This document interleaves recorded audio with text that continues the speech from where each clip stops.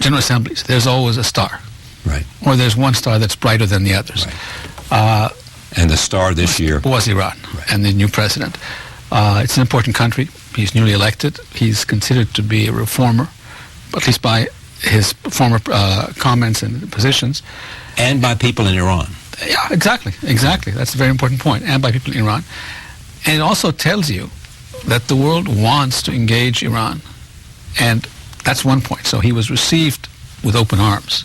And Iran wants to engage the world. That's exactly it. Now, if you follow the way he operated here, or the way he acted here, he came with a pleasant, proper, moderate, warm, frankly, message. So Iran wanted also to engage the world.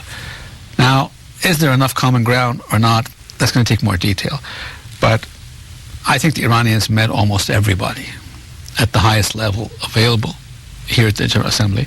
Ultimately, even with the American part, there was a telephone conversation between the president and Rohani, and there was, of course, a meeting between the secretary and the foreign minister of Iran. So I'd love to say I was a star, but in actual fact, Iran was in this case. But there is also this. You were with the non-aligned nations this morning when he was there. Give us a sense of his demeanor. Give us a sense that he looked like a man who was comfortable and felt like that this had been a successful visit for him. He looked happy, was completely unaggressive, talked about cooperation. Right, rather than being exactly strident and angry and talked about accusatory. How to help the world, how Iran was part of the world. It wasn't defensive. It wasn't, I'm going to do this or I'm not going to do this. It was, we're a member of the community, let's work together. And it was actually a very pleasant meeting. What's the relationship between Egypt and Iran? Not very good, but hopefully it'll get better. Egypt and Iran are the two largest countries, or at least the most powerful countries in the Middle East. And you have the largest population and the largest army. Exactly. It doesn't make sense that we don't engage each other. It doesn't serve our interest or theirs. But there have been serious, substantive problems on a bilateral basis relating to security in the past, and then regionally in terms of the Gulf and the Arab-Israeli peace process. With a new president, the traditional, the natural thing is to hope for the better. But it has to involve concrete steps and concrete progress. But we'll see. I mean, we're open-minded. We know how important that country is. We also, frankly, had serious concerns. We'll see. They've given the right messages by way of imagery. Now we'll see what happens on the substance. Yeah, it's more tone than definition right now. Sure. Iran is a Shia country, majority Shia. Egypt is a majority Sunni country. Does that have meaning? Not really for us, not at all. We don't have this sectarian debate back home. We're Sunni.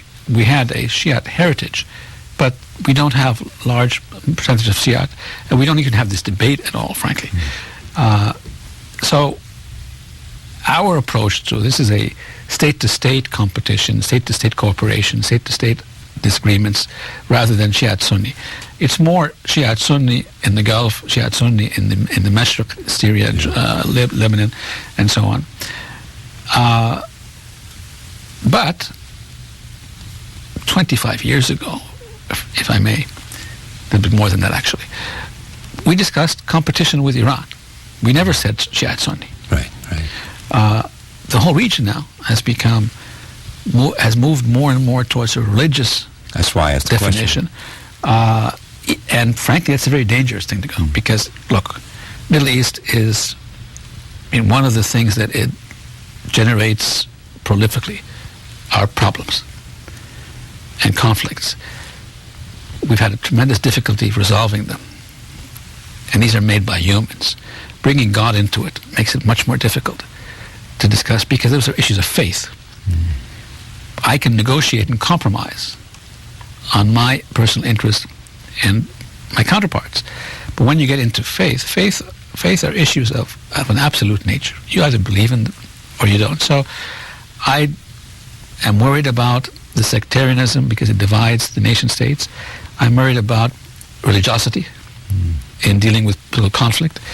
And so we try to move away from that. But I appreciate Iran is an important country. We would like to have good relations with them. We have substantive issues which we will discuss with them at the appropriate time. And they relate to our bilateral relations as well as regional situations as a whole. Syria. The Morsi government strongly supported the rebels.